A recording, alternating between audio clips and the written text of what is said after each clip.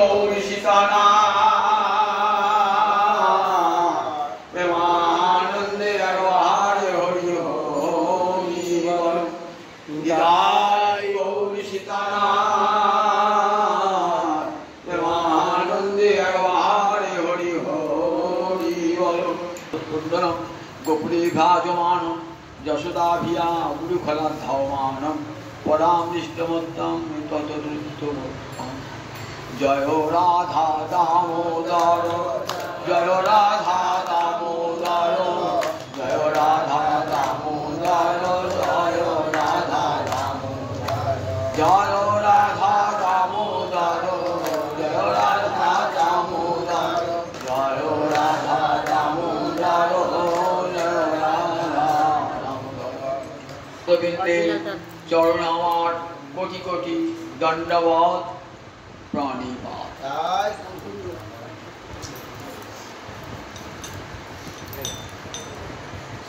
নৈমিষারণ্যে 60,000 ঋষির সভা। এই নৈমিষারণ্যে দাপর এবং কলির সন্ধিক্ষণে ভাগবতের অধিবেশন হয়েছিল। সেখানে বক্তা ছিলেন সুত গোস্বামী।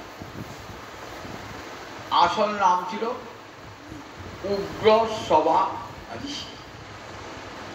বাবার নাম ছিল রোমহর্ষণ ঋষি। বলরামের করুণায় এই উগ্রসভা ঋষি কৃষ্ণ কথা বলার সামর্থ্য অর্জন করেছিলেন। সুত গোস্বামী যখন হরি কথা বলবেন স্থির করেছেন, ঠিক সেই সময় শৌনক ঋষি, সমস্ত ঋষিদের যিনি প্রতিনিধি মুখপাত্র, তিনি একটা প্রশ্ন করে বসেছেন। বলছেন, হে ঋষিবর, হে ঋষিবর, তোমার গুরুদেব তো সাক্ষাৎ ব্রহ্মভূত, ব্রহ্মানন্দে মগ্ন মুক্ত পুরুষ, জীবন মুক্ত পুরুষ। সুখদেব, সুত গোস্বামীপাদ সুখদেবকে নিজের গুরু বলে স্বীকার করছে। বলছে, তোমার গুরুদেব তো ব্রহ্মনিষ্ঠ, ব্রহ্মানন্দে মগ্ন এবং জীবন মুক্ত পুরুষ, তার তো আর কোনো সাধনার প্রয়োজন নাই। সাধনা করেন কারা? যাদের সিদ্ধি লাভ হয় নাই তারা সাধনা করবে, আর যারা সিদ্ধ হয়ে গেছেন তাদের তো আর সাধনার দরকার নেই। তাহলে তোমার গুরুদেব তো সিদ্ধ পুরুষ, জীবন মুক্তি। দু রকমের মুক্তি আছে, বিদেহ মুক্তি আর জীবন মুক্তি। বিদেহ মুক্তি কি দেহটা থাকে না, ভগবানের সঙ্গে বিলীন হয়ে যায়, তাকে বলে বিদেহ মুক্তি।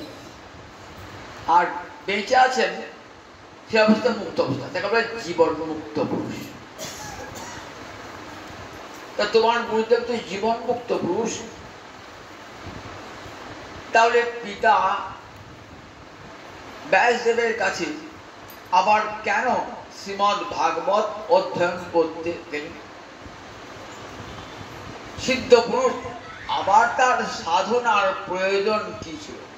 ভাগবত শ্রবণ তো একটা সাধনার পর্যায়ে পড়ে, সাধনার পর্যায়ে পড়ে।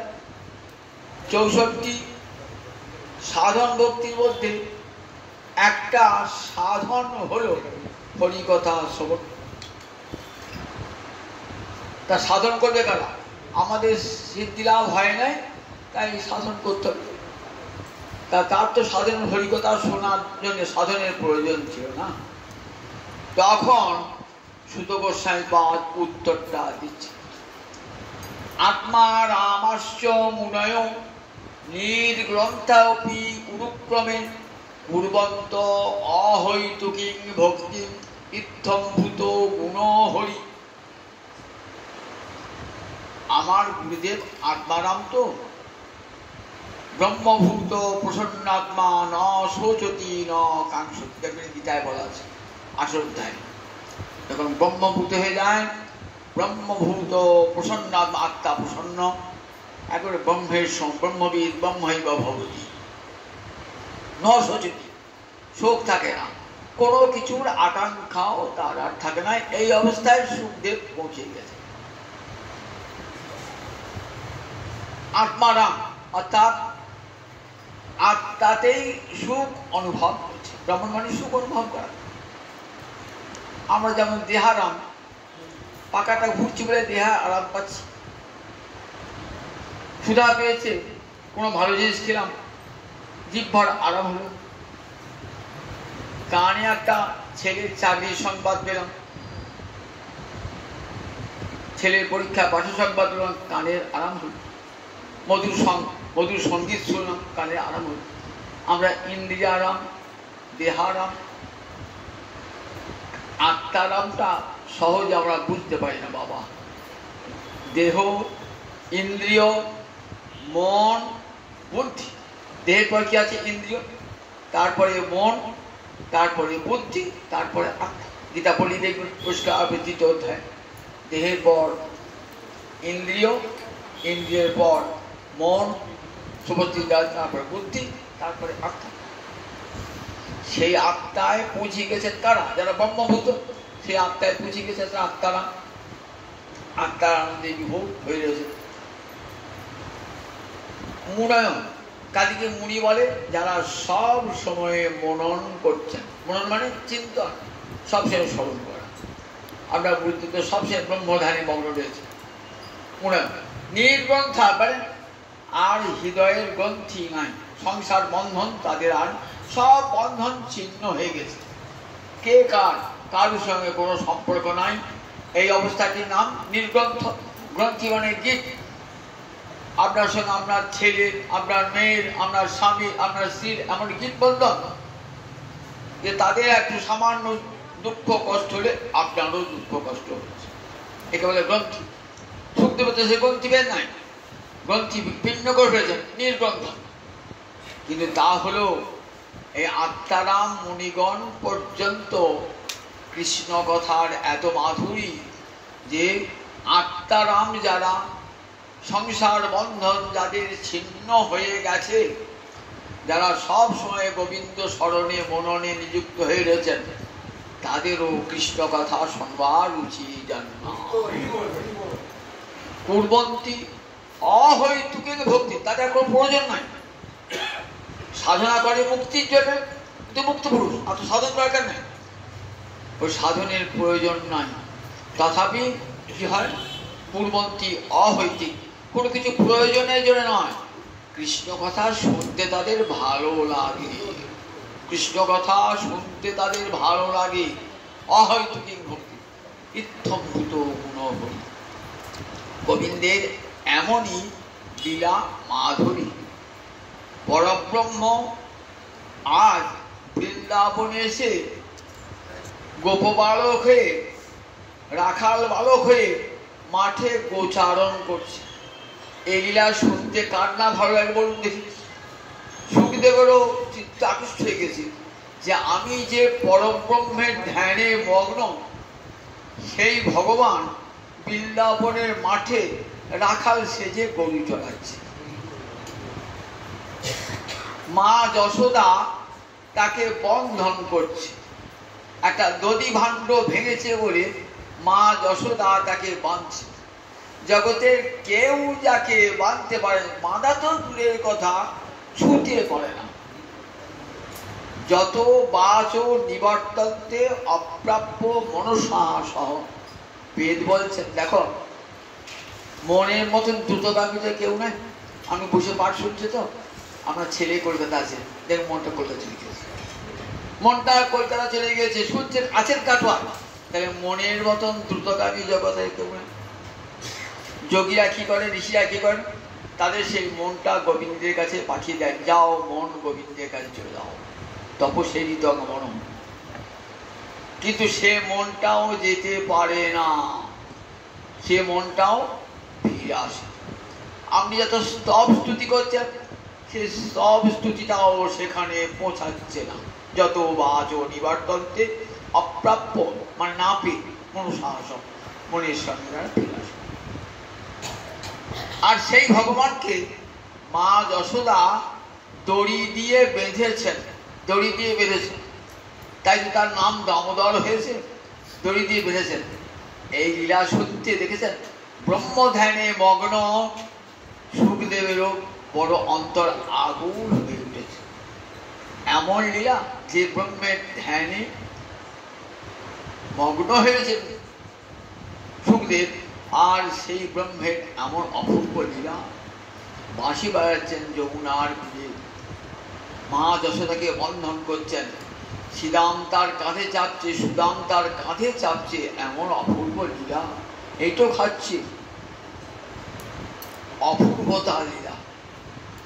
শুনলেন পিতার কণ্ঠে, অহো বকিয়াং স্তনকাল কূটাং জিঘাংসয়া অপায়দ অপ্যসার্থী লেভে গতিং ধাত্রুচিতাং কথং তদ অন্যং দয়ালুং শরণং ভুজে। বলছেন অহো বকি, বকি মানে বকাসুরের ভগিনী, তার নাম বকি অর্থাৎ পুতনা।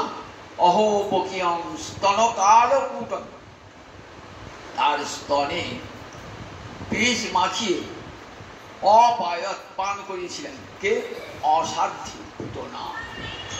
অসাধ্যী পুতনা তার স্তনে কালকূট বিষ মাখিয়ে অহো বকিয়াং স্তনকাল কূটং জিঘাংসয়া মানে হত্যা করবার ইচ্ছা, অপায়ত পান করিয়েছেন অসাধ্য। লেভে গতিং ধাত্রুচিতাং, কিন্তু তার কত বড় পাওনা হয়ে গেল, শত্রুভাবে ভজনা করে লেভে গতিং ধাত্রুচিতাং। একটা ধাই মায়ের যে গতি লাভ হয় সেই গতি লাভ হয়ে গেল। পঞ্চমাতার মধ্যে ধাইমা একটা মা, যে আমাকে মায়ের পেট থেকে বার করেছে, ধাইমা, সেই ধাইমাকে আমরা মাই বলতাম। তাই সেই মায়ের সমান সে, তাই মায়ের সমান গতি লাভ করলে ভে ধাত্রুচিতাং গতি তত অন্যম কংবা দয়ালুং শরণং ভুজম। আচ্ছা, গোবিন্দের মতন এমন করুণাময় জগতে আর কে আছে? যখন কানে সুখদেবের এই কথাটা প্রবেশ করেছে না, সুখদেব ব্রহ্ম ধ্যান ভেঙে গেছে, ব্রহ্ম ধ্যান ভেঙে গেছে যে এতখানি কৃপা ভগবানের হয়। ব্রহ্ম ধ্যান তাতে কৃপার পরস্পর না। ব্রহ্ম কেমন? ব্রহ্ম যেমন অব্যক্ত শক্তি, তার শক্তি নাই, তার ধর্ম নাই, তার লীলা নাই, তার বিগ্রহ নাই, তার কৃপা নাই, শুধু ব্রহ্মকে অনুভব করা হয়। সেই ব্রহ্মের এত কৃপা, যখন ভগবান হয়ে আসেন তখন তার কত কৃপা। ছুটে এসেছেন বাবার কাছে, বাবা এই শ্লোকটা কোথায় আছে? বাবা বললেন ভাগবতে। ভাগবতের ভাগবত বললেন আমার দেখো, আমি ভাগবতকে সাক্ষাৎ দর্শন করছি আর সেই লীলা কথা রচনা করেছি। দেবর্ষি নারদ আমাকে উপদেশ দান করেছেন। স্বয়ং গোবিন্দ তাকে বলেছেন ব্রহ্মাকে, ব্রহ্মা বলেছেন নারদকে, নারদ বলেছেন তার শিষ্য ব্যাসদেবকে।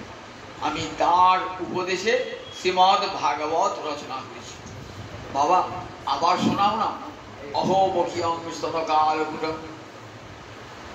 ব্যাসদেব ভাবলেন যে আমার পুত্র সুখ পাখি সে ধরা পড়ে গেছে, ফাঁদে পড়ে গেছে। খুব আনন্দ বাবার, কেন? তিনি চেয়েছিলেন পুত্র এসে সংসারী হোক, জগতে হরিকথা প্রচার করুক। কিন্তু জন্মগ্রহণ করি পুত্র চলে গেলেন বনে, সেই পুত্রকে ফিরিয়ে নিয়ে এলেন ভাগবতের শ্লোক শুনিয়ে। কি অপূর্ব শ্লোক শোনাচ্ছেন সুখদেব মহারাজ পরীক্ষিতকে। দেখো মহারাজ, তুমি যখন মায়ের পেটে ছিলে তখন তো গোবিন্দের করুণা অনুভব করেছো। তখন মায়ের পেটে, মায়ের নাম কি ছিল? উত্তরা। বিরাট রাজার কন্যা উত্তরা। সেই উত্তরার পেটে যখন ছিলেন তখন অশ্বত্থামা, দ্রোণাচার্যের পুত্র অশ্বত্থামা ব্রহ্মাস্ত্র নিক্ষেপ করেছে। ব্রহ্মাস্ত্র তার ব্যর্থ হয় না, ব্রহ্মাস্ত্র ফল দান করবে। পঞ্চ পাণ্ডবকে বিনাশ করব, আর সেই সঙ্গে ওই পঞ্চ পাণ্ডবদের যে শেষ বংশধর তাকে ধ্বংস। গীতায় ভগবান বলেছেন, কৌন্তেয় প্রতিজানিহি নামে ভক্ত পুনঃসতি। ওহে কুন্তীর নন্দন, তুমি জগতে প্রতিজ্ঞা করে বলো, আমার ভক্তের কখনো বিনাশ হয় না, বিনাশ হয় না, বিনাশ হয় না। সব সময় রক্ষা করছেন পাণ্ডবগণকে। সেখানে কোনো বিপদ আসতে পারে। তখন ব্রহ্মাস্ত্রকে কি করলেন? ভগবান সুদর্শন অস্ত্র দিয়ে ব্রহ্মাস্ত্রকে নিবারিত করলেন। মা উত্তরা এসে গোবিন্দের চরণে পড়েছেন, কি বলে কাঁদছেন? পাহি পাহি মহাযোগী, হে মহাযোগীশ্বর গোবিন্দ, আমাকে রক্ষা করো। মামে গর্ভ নিপাত্যতাং, আমার পেটে যে সন্তান আছে সেটি যেন নষ্ট না হয়। আমার অন্তরের বড় বাসনা, আমার পুত্র দিয়ে তোমার সেবা করব প্রভু, আমার সন্তানটিকে নষ্ট করে দিও না। আমার মৃত্যু হয় হোক, তাতে আমার কোনো দুঃখ নেই। ভগবান উত্তরার গর্ভে প্রবেশ করে মহারাজ পরীক্ষিতকে রক্ষা করেছিলেন। তাই মহারাজ পরীক্ষিতের একটা নাম কি ছিল? বিষ্ণুরাত। পরীক্ষিত আবার বিষ্ণুরাত, রাত মানে রক্ষিত, বিষ্ণুরাত। তুমি জানো গোবিন্দের কেমন কৃপা, কেমন তার করুণা। তার করুণা সর্বত্রগামী, শত্রু মিত্র বিচার করে না। এমন করুণা কোনো ভগবানের দেখেছেন? শত্রু বিচার নাই, মিত্র বিচার নাই। মিত্রকেও যেমন কৃপা করেন, শত্রুকেও তেমনি কৃপা করেন। গীতাবাক্যে কি বলা আছে? ন মে দেশস্তি ন মে প্রিয়। আমার শত্রুও কেউ নাই, আর আমার প্রিয়ও কেউ নাই। সকলের ক্ষেত্রে ভগবান সম। তাই ভগবান কি করলেন? ভগবান উত্তরার গর্ভে প্রবেশ করে রক্ষা করলেন কাকে? মহারাজ পরীক্ষিত। সেই মহারাজ পরীক্ষিত আজ হরিদ্বারে ব্রহ্মকুণ্ডের তীরে বসেছেন। একটাই তার কথা সুখদেবের কাছে, যে গোবিন্দের চরণ আমার পিতা, আমার পিতামহ, আমার পূর্বপুরুষ সকলে ভজনা করেছেন, সেই গোবিন্দকে আমি পেতে চাই। ভক্তি নয়, মুক্তি নয়, স্বর্গ নয়, সেই গোবিন্দ চরণের সেবা কেমন করে পাব? সুখদেব 7টি দিন ধরে হরিকথা পরিবেশন করেছে। প্রথম 5টি দিন কত ভক্তের কথা বললেন। 6 দিনের দিন আরম্ভ করলেন কৃষ্ণের জন্ম দিয়ে শুরু করে। তখন কৃষ্ণের বয়স 6 দিন, 6টা দিন বয়স। তখন সেই সময়তে কংস যখন কি করলেন, জন্মকালে যখন কন্যাটিকে নিয়ে এসে আঁচড়িয়ে ফেলে দিলেন, কন্যাটি অষ্টভুজ 8টা বাহুযুক্ত দুর্গা মূর্তি ধারণ করে বললেন, তোমারে বধিবে যে গোকুলে বাড়ি ছেড়ে, তুমি আমাকে মেরে তুমি কি করবে? তোমার হন্তা ইতিমধ্যেই জন্মে গেছে। কংসের তো তখন থেকেই চিন্তা, কোথায় জন্মালো আমার শত্রুটা, কোন বাড়িতে জন্মালো আমার শত্রুটা। মনে মনে দিন রাত ভাবেন, দিন রাত চিন্তা করেন কোথায় গেল। তখন কি করলেন? পুতনাকে বলছেন, পুতনা একটা কাজ করতে পারবি? মথুরা মণ্ডলে 10 দিনের মধ্যে যত শিশু জন্মিয়েছে না, সব শিশুর রক্ত থেকে পান করতে হবে, চিবিয়ে চিবিয়ে খাবি। পারবি এটা করতে? পুতনাকে বলছে, বলে হ্যাঁ মহারাজ আমি পারব, তবে কিন্তু রাক্ষসী বেশে গেলে হবে না। রাক্ষসী বেশে গেলে হবে না, তুই লক্ষ্মীর বেশে যাবি, যাতে তোকে বিশ্বাস করে সবাই। রাক্ষসী বেশ দেখলে সবাই ভয়ে আতঙ্কিত হয়ে তোকে বাড়ি ঢুকতে দেবে না। বললেন বেশ মহারাজ, আমি তো রাক্ষসী, আমি যখন যে খুশি রূপ ধারণ করতে পারি। আমি রাক্ষসী হতে পারি, আবার লক্ষ্মী মূর্তিও ধারণ করতে পারি। এদিকে নন্দ মহারাজ গিয়েছেন কোথায়? নন্দ মহারাজ গিয়েছেন কংসকে কর দিতে, ট্যাক্স দিতে। কারণ বৃন্দাবন তো কোনো স্বাধীন রাজ্য নয়, মথুরা মণ্ডলের অধীন একটা ছোট রাজ্য, তাকে কর দিতে হতো।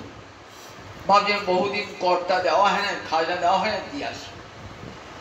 আর কংসকে একটু সন্তুষ্ট করে আসি, সেই জন্য কিছু দুধ ছানা নিয়ে গিয়েছেন, নিয়ে গিয়ে কংসকে কর দিয়েছেন, দুধ ছানাও দিয়েছেন। ভাবলেন ভাই বসুদেবের সঙ্গে আবার দেখা করে যাই। বসুদেবের সম্পর্কে ভাই, মাটা আলাদা বাটি, পিতা তাদের একই। গেলেন তখন বসুদেব তো কারাগারে, হাতে পায়ে হাত পা বাঁধা। বসুদেব বলছেন ভাই তুমি এসে ভালো কাজ করো নাই, কেন জানো যে কোনো মুহূর্তে বিপদ ঘুরে গেছে, তুমি শীঘ্রই বাড়ি চলে যাও, দেখবে কোনো অঘটন ঘটে গেছে। তাই না, তুমি কি জানলে? বলে আমি টের পেয়েছি, তুমি শীঘ্রই যাও। ছুটে আসছেন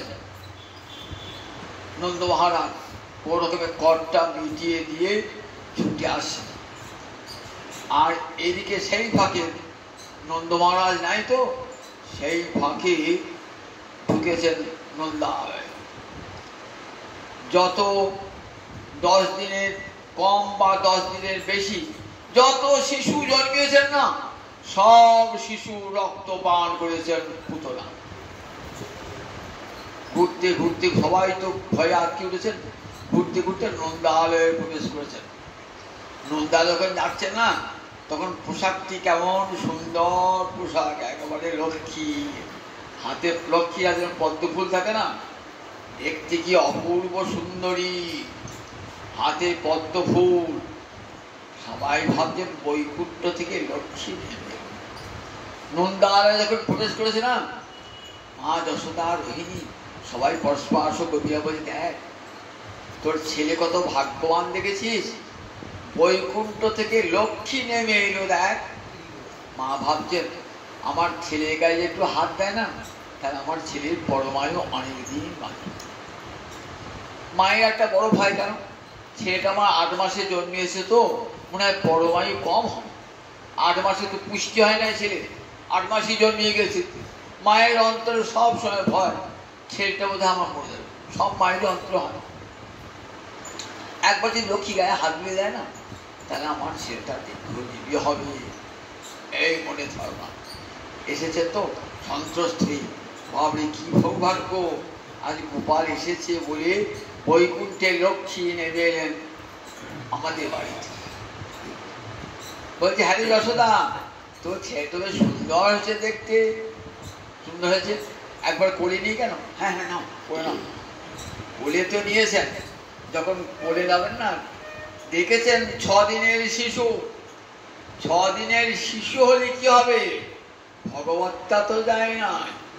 ভগবান যখন যে রূপে জন্মান না কেন, মৎস্য কুর্ম বরাহ যে রূপে জন্মান না কেন, ভগবানের ভগবত্তা সব সময় ভগবানের সঙ্গে থাকে।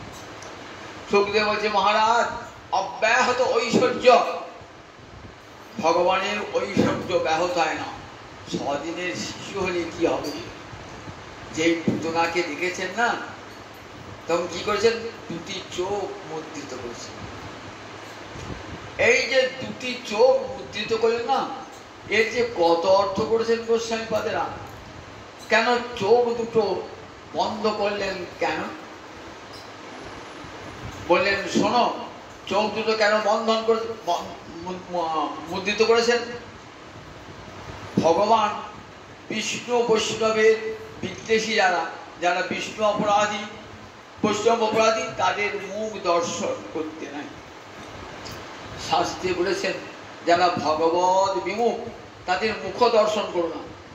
যে দেশে নিতাই নাই সে দেশে না যাও, নিতায় বিমুখ জনার মুখ না হেরিব, নিতায় বিমুখ জনার মুখ না হেরিব। বললেন দেখো, যে লোক ভগবত বিদ্বেষী, যে নিতাই বিমুখ, ভগবত বিমুখ, তার মুখ দেখতে নাই ভগবান জগৎকে শিক্ষা দান করছেন। তাই ভগবান এই কি করেছেন? দুটি চোখ মুদ্রিত করেছেন। আর বলছেন না না, শিশু যদি কোনো অজানা লোক দেখে না, কি করে? ভয়ের চোখটা মুদ্রিত করে দেয়, ভয়ের চোখটা মুদ্রিত করে দেয়। তাই গোপাল ভয়ে 6 দিনের শেষ তো ভয়ের চোখটা মুদ্রিত বলছে না না, চিন্তা করছেন যে ও তো এসেছে মায়ের বেশে, আমাকে এখনই দুধ খাওয়াবে, দুধ বিষ খাওয়ানোর নামে দুধ খাওয়াবে, দুধ খাওয়ানোর নামে বিষ খাওয়াবে। তাহলে দেখো আমাকে তো কিছু দেবে, সেই বিষই দেখ আর দুধই দেখ, তাহলে বিনিময়ে আমাকে তো কিছু দিতে হবে। কেউ কিছু দিলে আমরা তার প্রতিদান দিই, তাহলে কি দেবো ভগবান চিন্তা করছে। তখন চিন্তা করলে আমরা কি করি?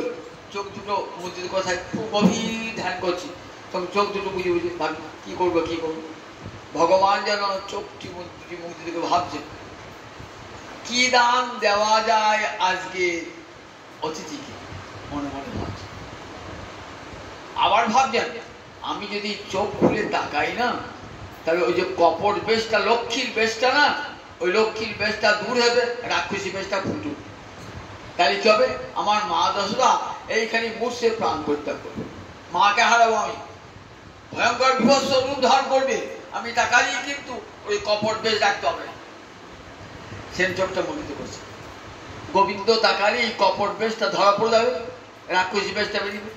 আর ওই রাক্ষসী বেশ দেখে আমার মা একবার সঙ্গে সঙ্গে এখানে মরতে হবে, তাই চোখটি মুদ্রিত করে দেয়।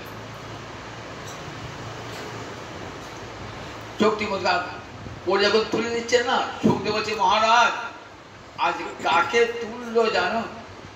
রাস্তায় যাচ্ছেন, একটা সাপ পড়ে আছে, আপনি হয়তো সুন্দর একটা সুতো করে দড়ি পড়ে আছে, তো তুলে নিয়ে বাড়িতে কাজে লাগবে। যে তুলে নিলেন না, একবার সঙ্গে সঙ্গে দিল দংশন।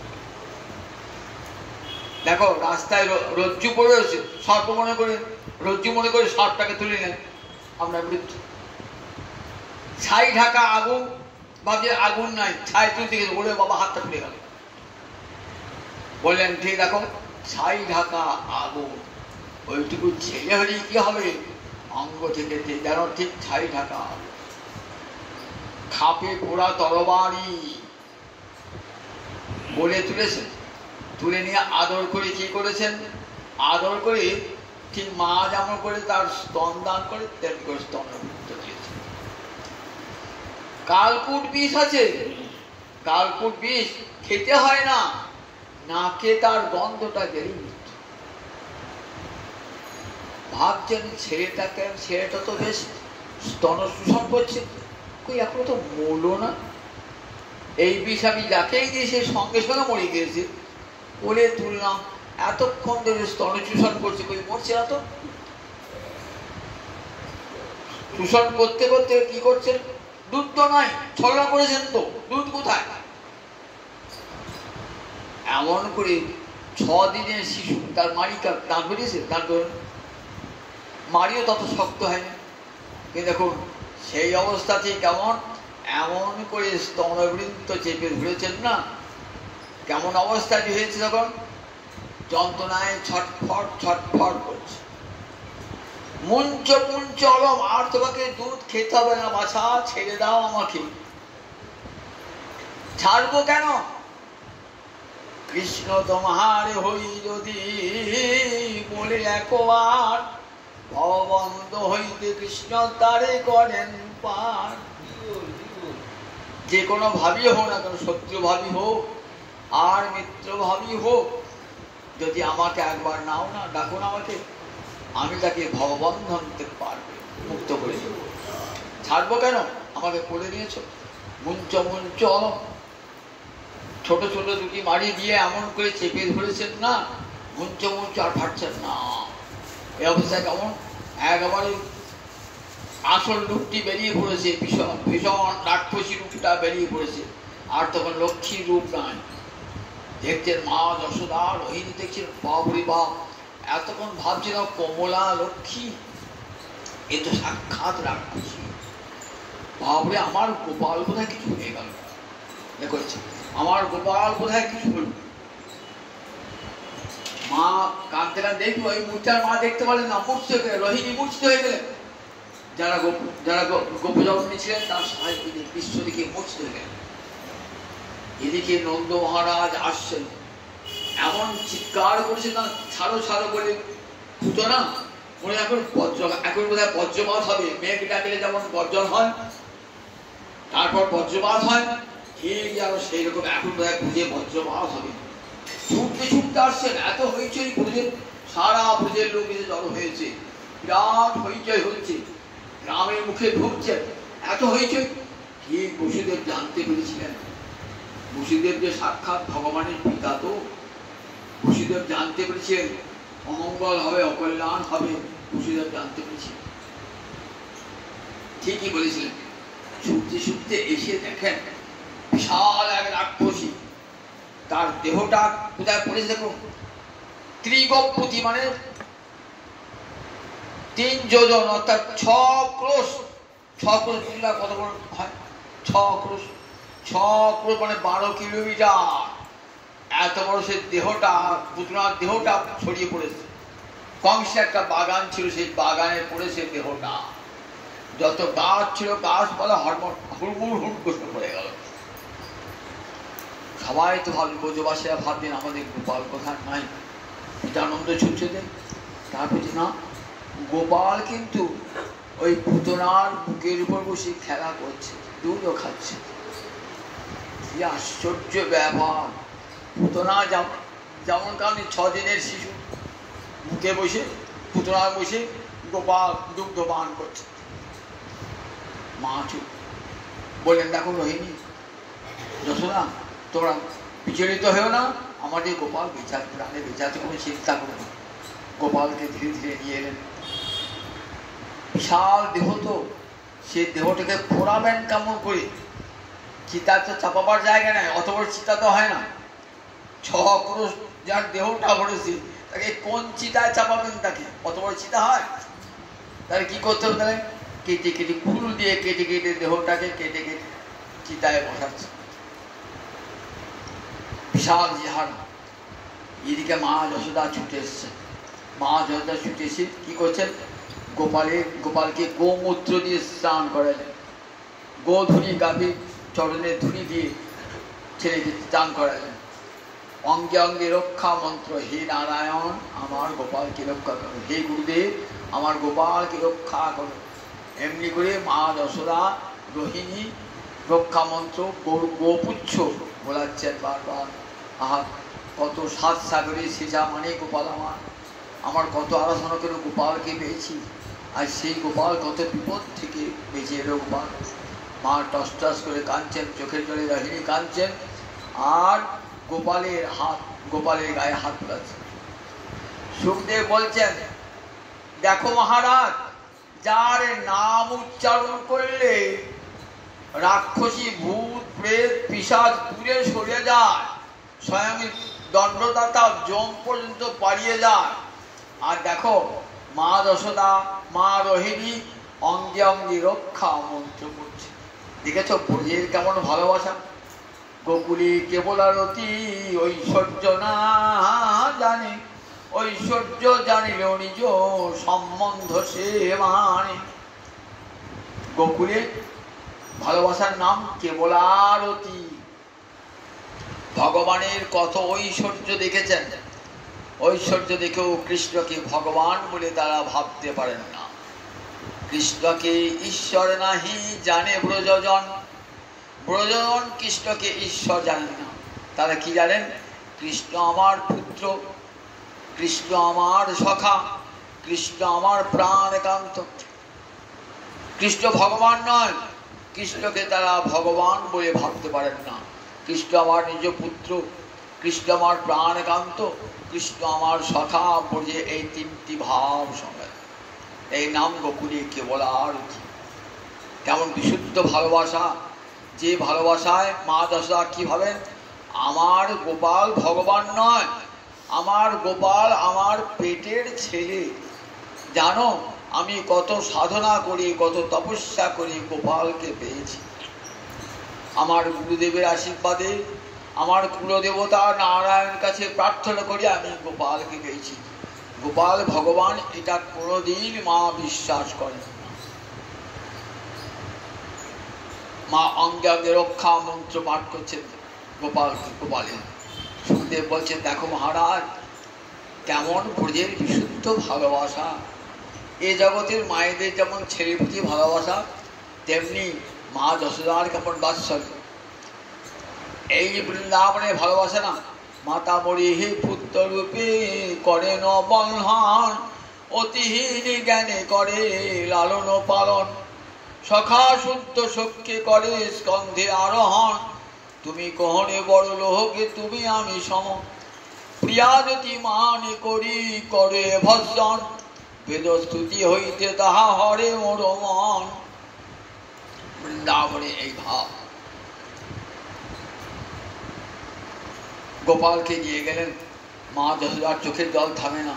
আবার কখন কি বিপদ আসে, মায়ের চিত্ত তো সব সময় অনিষ্ট আশঙ্কা রয়েছে। যে কোনো মুহূর্তে বিপদ আসতে পারে। কত কত জন্ম থেকে এত বিপদ, 6 দিনের শিশু, তার এত বড় বিপদ। মা কাঁদছেন মনে মনে ভাবছে আবার কোন বিপদ আসবে না তো। একটা বিপদ হলে ঘর পোড়া গরু সিঁদুরে মেঘ দেখি ভয় খায়। তাই একবার দেখুন গোপালে হয়তো আবার মায়ের আতঙ্ক হচ্ছে, কি জানি ওর আবার অমঙ্গল অকল্যাণ হবে না তো। মনে মনে সব সময় অনিষ্টা আশঙ্কিনী বন্ধু হৃদয় আনি। মহাকবি কালিদাস অভিজ্ঞান ও শকুন্তল নারীকে বলেছেন, অনিষ্টা আশঙ্কিনী বন্ধু হৃদয়। মা ছেলেকে ভালোবাসে, তাই প্রতি মুহূর্তে বাড়ি থেকে বেরিয়ে গেলে মায়ের মনে হয় বাবা নির্বিঘ্নে যাও, না নির্বিঘ্নে আবার ফিরে এসো। প্রতি যতক্ষণ মা আসেন মায়ের অন্তরটি উদ্বিগ্ন হয়ে থাকে। কোনো বিপদ হবে না, ততই মায়ের অন্তরে থাকে। এদিকে যখন চিতায় চাপানো সেই খণ্ড খণ্ড দেহ চাপানো হয়েছে, গন্ধ উঠছে কেমন অগুরু গন্ধ, অগুরু চন্দনের মতন অগুরু। তা পুতনা তো তমগুণে রাক্ষসী। দেখবেন যাদের দেহটা রাজস্বিক তামসিক না, পোড়ালে দুর্গন্ধ বেরোয়। আর সাত্বিক গুণের যারা, তাদের পোড়ালে পরে দেখবেন চন্দনের গন্ধ বার হয়। তা পুতনার দেহ থেকে চন্দনের গন্ধ বার হচ্ছে, এমন সুরভি। মহারাজ পরীক্ষিতের মনে একটা প্রশ্ন গেছে, বললেন মহারাজ দেখুন যে গোবিন্দ যার কোলে চেপেছে, গোবিন্দার অঙ্গ স্পর্শ করেছে, তার কি আর কোনো পাপ ছিল? গোবিন্দ সেবা করলে, সমস্ত গোবিন্দের নাম উচ্চারণ করলে সব পাপ ধ্বংস হয়ে যায়। হরি হরতি পাপানি দুষ্ট চিত্তই রবিস্মৃত। হরি নাম উচ্চারণ করলে পরে সব পাপ ধ্বংস হয়ে যায়। এই জন্য কৃষ্ণ একটা নাম হরি। একবার কৃষ্ণ নামে যত পাপে হরে, পাপিরও সাধ্য নাই তত পাপ করে।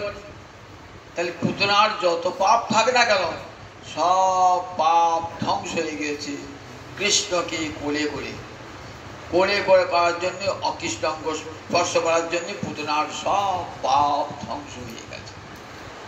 কাজে পুতনা দেখো শাস্ত্রে কি বলে জানো তো, গীতা কি বলেছেন, অপিচেত সুদুরাচার ভজতে মাম অনন্য ভাগ সাধুরেব সমন্তব্য। বললেন অতি দুরাচার সেও যদি আমার ভজন করে, সেও যদি আমার ভজন করে, সাধুরেব সমন্তব্য,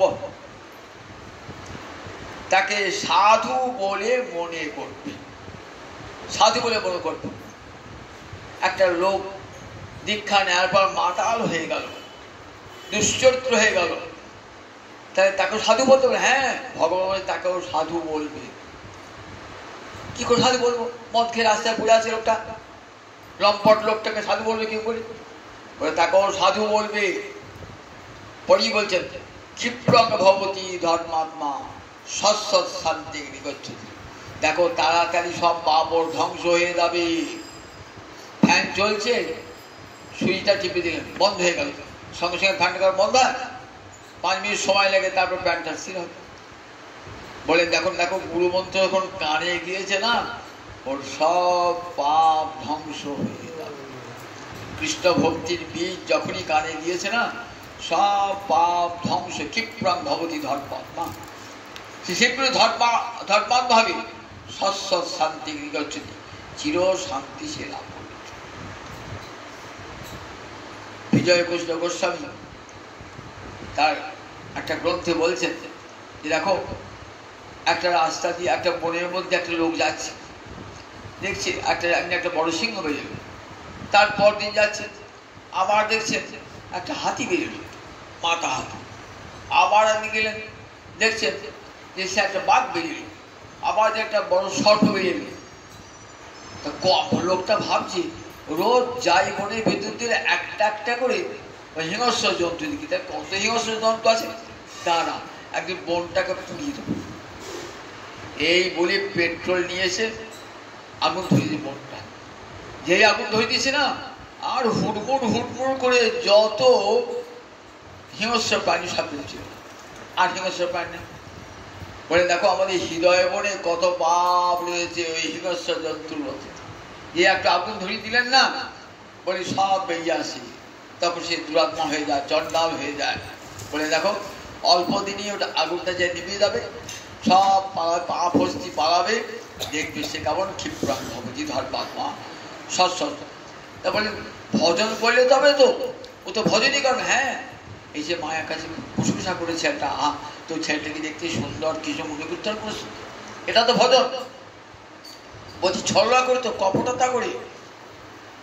বললেন আমাকে ছলে বলে কপটতা করে যদি কেউ ভজনা করে, তাহলে তার মুক্তি হয়ে যাবে। কপটতা করে, ছলনা করে যদি আমাকে বলে, প্রশংসা করে কেউ, সে তার মুক্তি হয়ে যাবে। তেমন মুক্তি শুধু নয়, কোথায় দেখুন, গোলকে ধাত্রীগতি, গোলকে ধাইমা, গোলকে ভগবানের লীলা, চিরস্থায়ী লীলা, ভগবানের অপ্রকট লীলা, সেখানে গোলকে রয়েছেন তো নিত্য লীলা। সেই লীলাতে মা যশোদা গোপালকে সেবা করছে, আর তার সেবার সহায়তা করছেন কে? ওই ধাইমা, কিলিম্বিকা, পুতনা, ওই ধাইমা। এই পুতনা কে ছিল? রাম অবতারে ছিল মন্থরা, রাম অবতারে ছিল মন্থরা, বামন অবতারে বলিপত্নী বিন্ধ্যাবলী। যখন বলিকে ছলনা করলেন না, তখন প্রথম যখন বামনকে দর্শন করছেন বিন্ধ্যাবলী বলিপত্নী, তখন আহা এমন সুন্দর ছেলেটা আমার হতো, খুব আদর করতাম। যখন বলিকে পাথারে নিয়ে গেল না, তখন বলছে এমন ছেলে পেলে পিস খাই পাঠিতাম। দুটি ভেবেছিলেন তো, দুটি হলো। দেখুন ছেলে বলে করে করে আদরও করেছেন, আবার বিষ খায় মারবার চেষ্টা করেছেন। সেই বলিপত্নী বিন্ধ্যাবলী মন্থরায় আবার এসেছেন পুতনা রাক্ষসী রূপী। তাকে এইবার তার গতি হয়ে গেল হতারি গতিদায়ক। কেন হলো? সুখদেব উত্তর দিচ্ছে, অবাক হয়ে গেছেন মহারাজ পরীক্ষিত, এত পাপিষ্ঠ, তাকে তার তো নরক গতি হওয়া উচিত ছিল, তাকে এমন গতি দিলেন কেন? সুখদেব বলছে মহারাজ, একটা লম্ফ আগুন প্রদীপ জ্বলছে, একটা শিশু গিয়ে যদি প্রদীপে হাত দেয়, তাহলে প্রদীপ হাত তো পুড়ে যাবে। আপনি যদি প্রদীপটাকে বলেন প্রদীপ তোমার জ্ঞান নাই, সেটা হাত পুড়ে দিলে প্রদীপ বলবে আমার স্বভাব, আমাকে যে স্পর্শ করবে সেই পুড়ে যাবে। গোবিন্দ কিছু আছে, গোবিন্দ তুমি এমনটাকে নরম না ঘাটিয়ে থেকে গোলক দিলে, গোলক পাঠালে, বলে আমার স্বভাব যেন কেন উপায় ন মনোকৃষ্ণে নিবেশ হয়। আমার যদি কেউ গাল দেয় তারও মুক্তি হয়ে যায়, আমার অঙ্গে যদি কেউ আঘাত করে তারও মুক্তি হয়ে যায়, আমাকে যদি কেউ শত্রুভাবে ভজনা করে তারও মুক্তি হয়ে যায়। যেন কেন উপায়, যে কোনো উপায়ে মনটা যদি একবার কৃষ্ণের নিষ্ঠ হয়ে যায়। আমি নিরাবরণ ব্রহ্ম, ওই আগুনটা যেমন হাত দিলেই পড়বে, আগুনটা বলবে আমার কি দোষ, আমাকে হাত দিতে পড়বে। কৃষ্ণ বলছে দেখো আমাকে ছুলেই, আমার দেহ দিয়ে ছুতে হবে না, বাক্য দিয়ে যদি কেউ ছোঁয় আমাকে তার সঙ্গে সঙ্গে মুক্তি হয়ে যায়। আর আমি তোকে করে আমাকে সে করে নিয়েছে, তার মুক্ত হবে না। তাই সৎ বেসাদ বলে ও তো রাক্ষসী, রাক্ষস হলে এসেছিল তো মায়ের বেশি, মায়ের বেশি এসেছিল তো সে মায়ের সমান প্রতিদান করেছে। শুনতে পাচ্ছেন সৎ বেসাদ ইব, জানো সাধুর বেশটাও যে ছলনা করে কেউ সাধুর বেশ দেয় না, সেটাও মুক্তির কারণ হয়ে যায়। ছলনা করে লোককে ঠকাবো এই ভেবেও যদি কেউ সাধুর পোশাক গ্রহণ করে তাহলে তার ধীরে ধীরে মুক্তি হয়ে যায়। কিরকম একটা গল্প শোনায়, একটা ব্যাগ সে পাখি ধরতে যায়, আর ব্যাগ তো হিংস্র তীর মার করে ব্যাগকে দেখি ছুটে পালায়, পাখি গাছে একটা থাকে না। বাবা পাখি ধরবো কি করে, বাবা পাখি তো একটা ধরাও যাচ্ছে, আবার ফাঁক পাতে, ফাঁদে একবার ঢুকে পাখি পড়ে দেখেছে, কোনো পাখি আর ফাঁদে পড়ছে না। একদিন দেখছে নদীর তীরে একটা লোক তিলক কেটে জপের মালা দিয়ে বসে বসে হরিনাম করছে। দেখছে পাখিগুলো উড়ে এসে গায়ে পড়ছে, মাথায় বসছে, জানে এ আমাকে ধরবে না, মারবে না।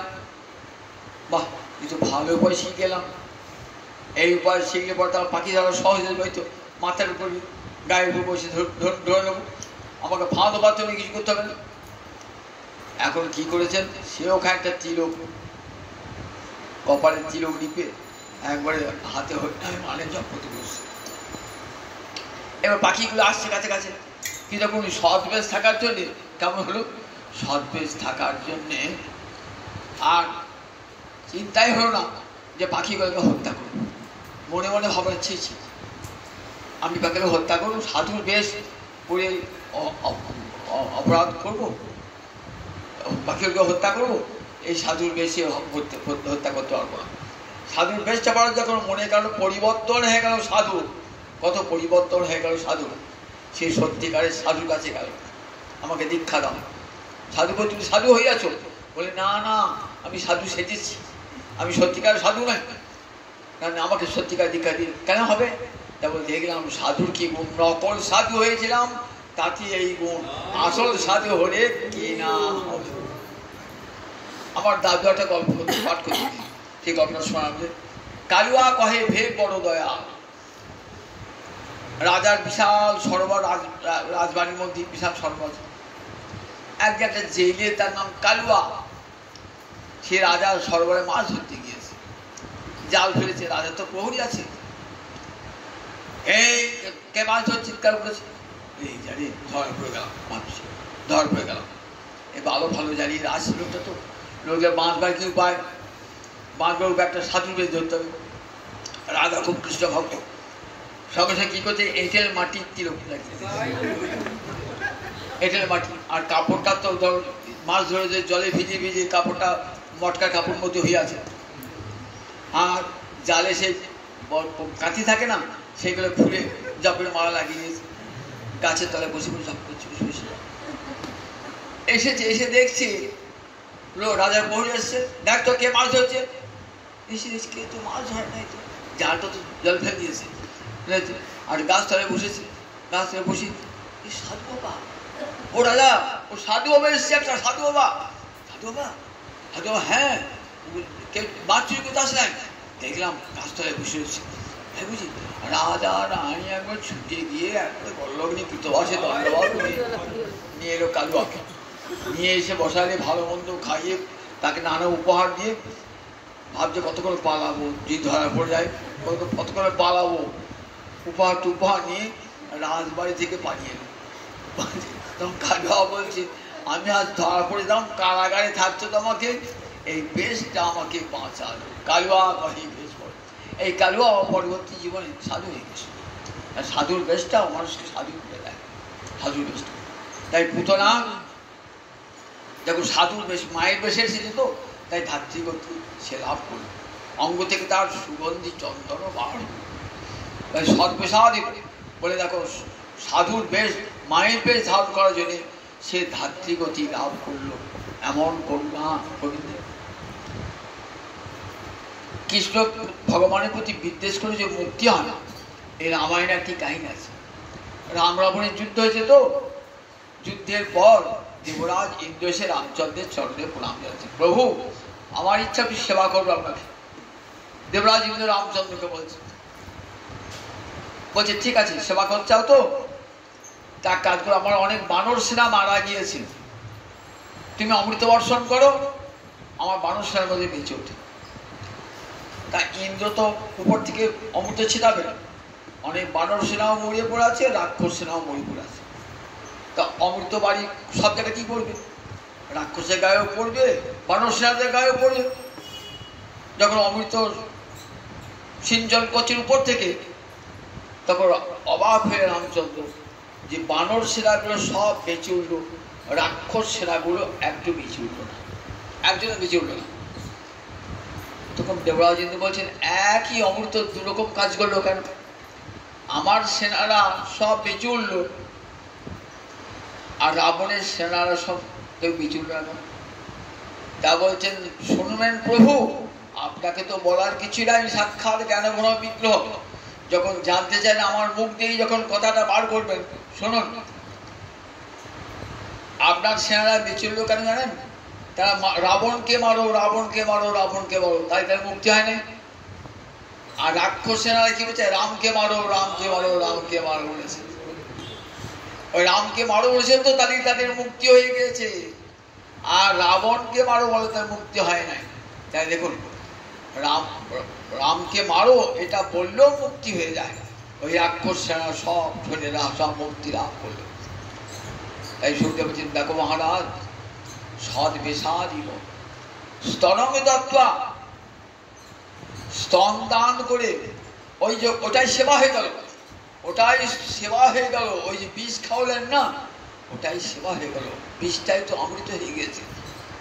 যখন কারাগারে রয়েছেন প্রহ্লাদ, হিরণ্যকশিপু তার স্ত্রী কয়াদিকে বলছেন, ছেলেকে বিষ খাওয়াও, ও ছেলেকে বেড়ে দাও।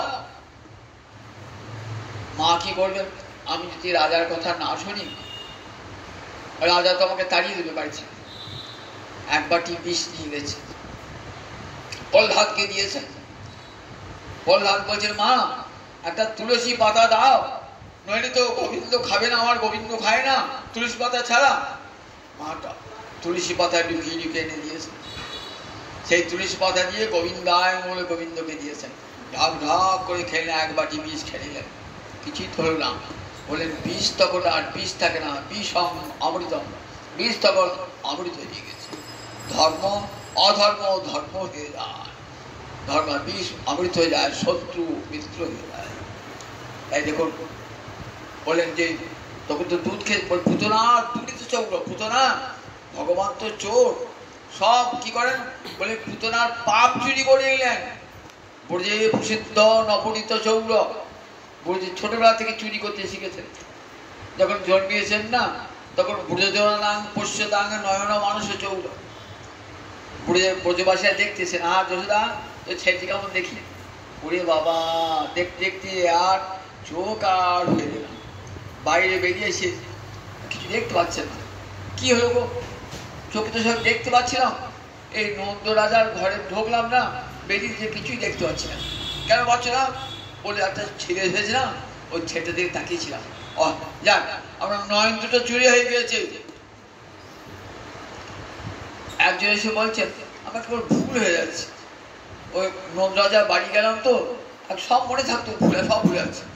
কোথায় গেছেন? নন্দ রাজার বাড়ি গেছেন, তাকে মনে মনে চিন্তা করেছেন, ওই ছেলেটার কথা চিন্তা করছি, ওই কালো ছেলেটাকে, ও তার আমার মনটাও চুরি হয়ে গেছে।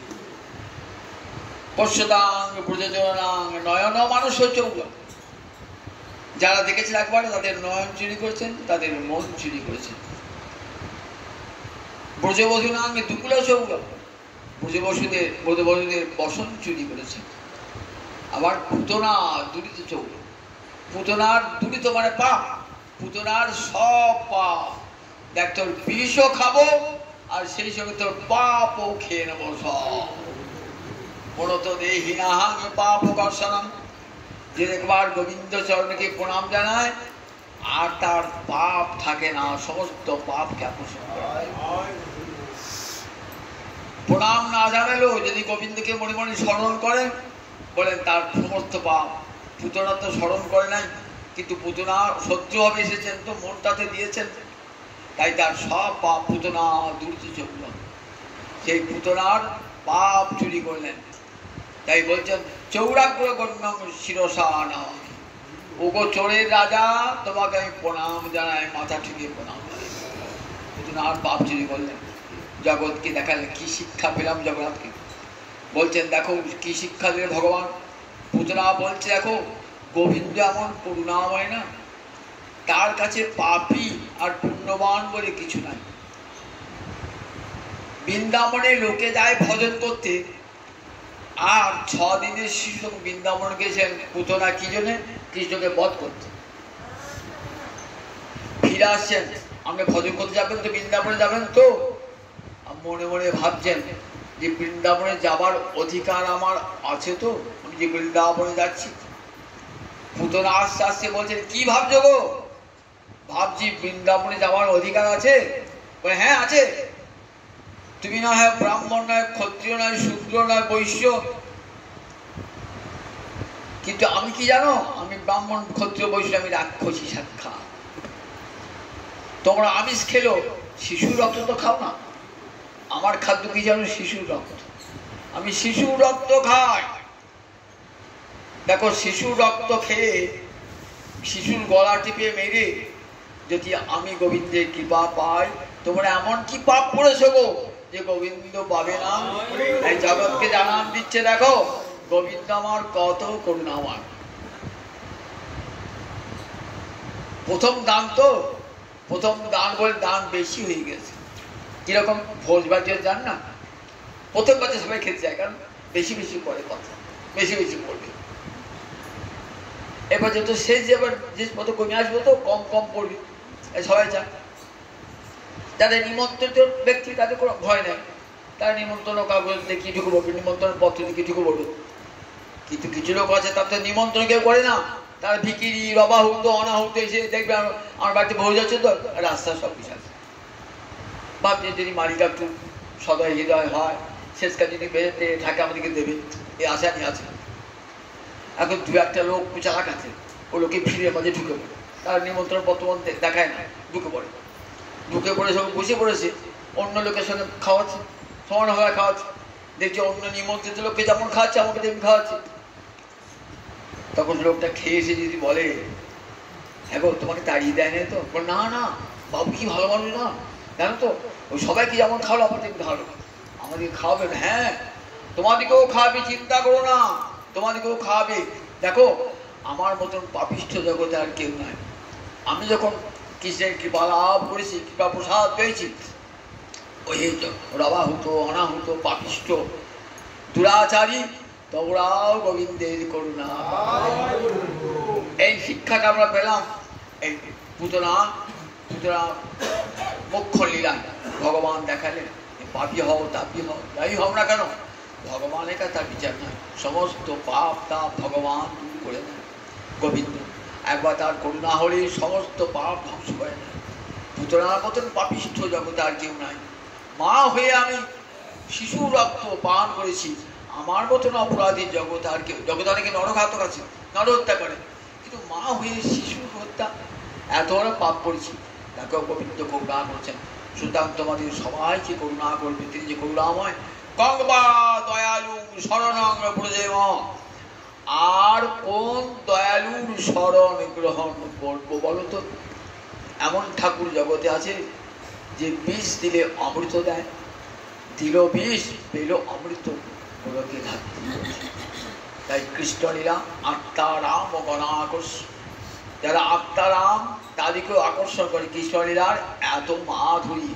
6 দিন থেকে তার আরম্ভ হয়ে গেল করুণা, ছদিন থেকে জগৎকে দেখালেন, দেখো ভগবান কত করুণাময়, করুণা নিয়েই পৃথিবী যখন এসেছেন না, করুণায় অবতীর্ণ হয়েছে, তার থেকে আসার দরকার নাই, প্রয়োজন নাই। কেন এলেন? জীবকে করুণা করবার জন্য, করুণার মূর্তি ভগবান। তাই আর কাকে ভজন করবো? গোবিন্দ ছাড়া জগতে আর ভজনীয় কি আছে? যে বীজ দিল অমৃত দেয়, সেই চৌরাগ্র নাম। তুমি আমার চিত্ত হরণ করে নাও ঠাকুর, আমার পাপ তাপ সব হরণ করে নাও, আমার দেহ মনের সব হরণ করে নাও প্রভু। আমি যেন তোমার চরণে চিরকালের জন্য সর্বস্ব নিবেদন করতে পারি। জয় নিতাই, জয়।